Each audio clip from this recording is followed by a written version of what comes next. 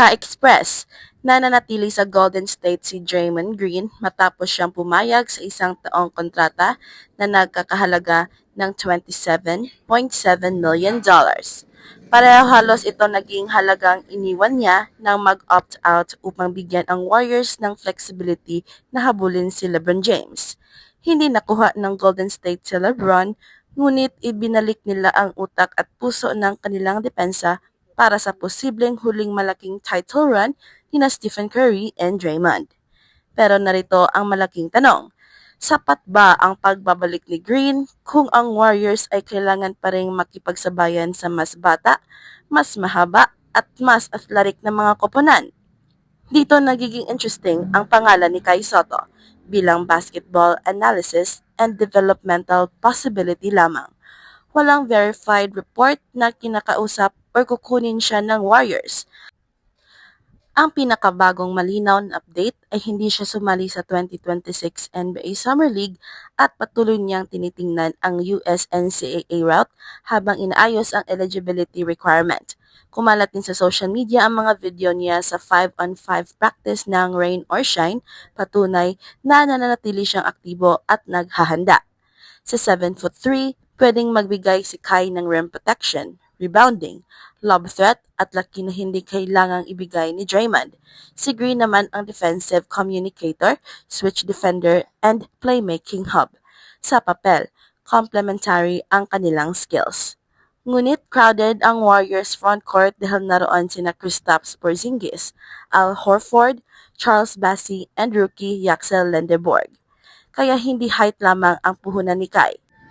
Kailangan niyang patunayan ang bilis sa depensa, screen discipline, physicality, and consistency. Hindi pa ito signing news. Ito ay tanong kung ang isang aging contender ay dapat kumuha ng murang 7'3" project para sa kinabukasan. Ang pagbabalik ni Draymond Green ay hindi simpleng free agent transaction. Ito ay malinaw na desisyon ng Warriors na panatilihin ang kanilang basketball identity kahit papasok na sila sa isang season na puno ng pressure. Sa edad na 36, papasok siya sa kanyang ika-15th na season kasama ang iisang franchise na pinagpananulan niya ng 4 na championship.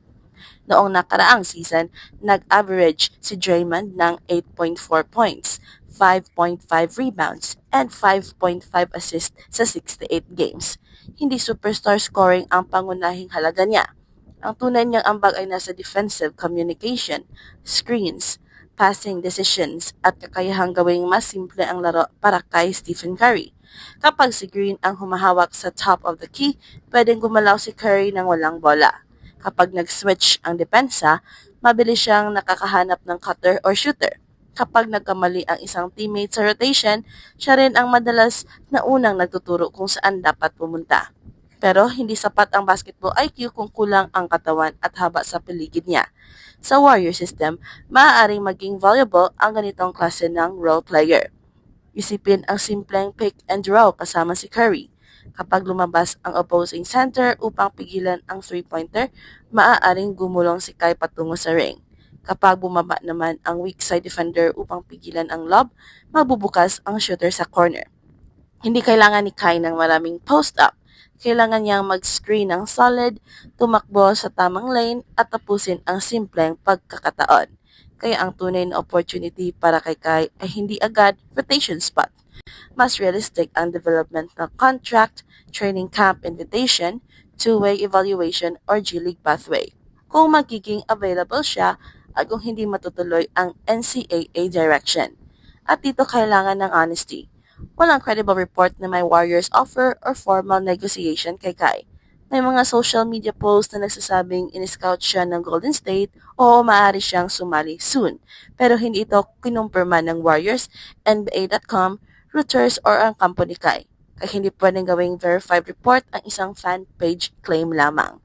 Ang tamang content angle ay fit analysis, hindi breaking signing news. Ang pinakamahalagang tanong ngayon ay hindi kung matangkad si Kai. Alam na ng lahat yon. Ang tanong ay kung kaya ba niyang maglaro sa bilis, spacing, and defensive demands ng Warriors. Una, kailangan niyang maging mas mabilis sa decision making. Sa system ni Steve Kerr, hindi pwedeng matagal humawak ng bola ang center. Kadalasan, isang segundo lamang ang pagitan ng catch at susunod ni action.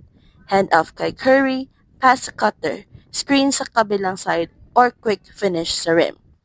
May passing flashes si Kai, ngunit kakailanganin niyang gawing automatic at consistent ang mga reads na iyon. Hindi pwedeng hintayin niyang tumigil ang lahat bago magdesisyon dahil makakabawi agad ang NBA defense.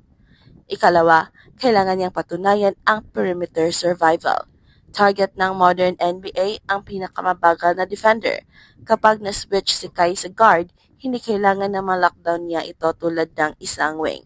Kailangan lamang niyang kontrolin ang space, huwag agad bumuka ang balakang, gamitin ang haba at iwasang magbigay ng diretsyo at libreng daan sa ring. Sa drop coverage, dapat sabay niyang bantayan ang floater at lob. Ito ang isa sa pinakamahirap na bahagi ng transition mula Japan or international basketball patungo sa NBA. Ikatlo, kailangan ang physicality and defensive rebounding.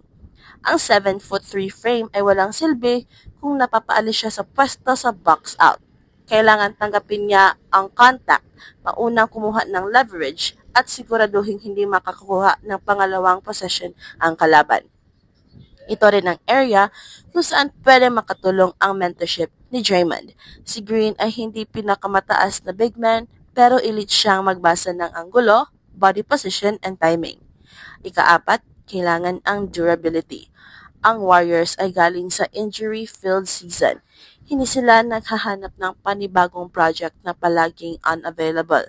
Ang pinakabagong social media development kay Kai ay positibo dahil nakita siyang nakikilahok sa 5-on-5 practice ng Rain or Shine noong Hulyo at mabilis nang kumalat ang clips. Nagpapakita itong patuloy siyang nagwo-work at nakikipagsabayan sa contact basketball. Ngunit ang practice footage ay simula lamang. Ibang level ang 82-game NBA season, travel, recovery, at araw-araw na banggaan laban sa elite centers. May isa pang komplikasyon. NCAA ang kasalukuyang mas malinaw na direction. Iniulat na hindi sumali si Kai sa 2026 NBA Summer League at hinihintay niya ang kinakailangang amateurism reinstatement waiver para sa posibleng US college stint. Kung maprobahan yon, maaaring mas magandang development route ang isang buong season sa NCAA kaysa maging dulo ng NBA bench. Doon, maaari siyang makakuha ng regular minutes, structured strength program at mas maraming pagkakataong ipakita ang kanyang laro sa American Scouts. Sa makatuwid, ang Warriors fit ay may basketball logic pero mahina pa ang transactional evidence. At bakit pa rin exciting? Dahil 1 year lamang ang deal ni Draymond. Si Curry ay 38, si Butler ay nagre-recover. Sino Horford at Porzingis ay veterans na may sariling health questions. Ang Golden State ay nasa pagitan ng dalawang mundo. Gusto pa nilang manalo ngayon pero kailangan na rin nilang maghanap ng players na maaaring manatili pagkatapos ng kasalukuyang core. Si Kai ay maaaring kumakatawan sa low-cost upside na iyon, isang napakahabang center na hindi kailangang maging bida.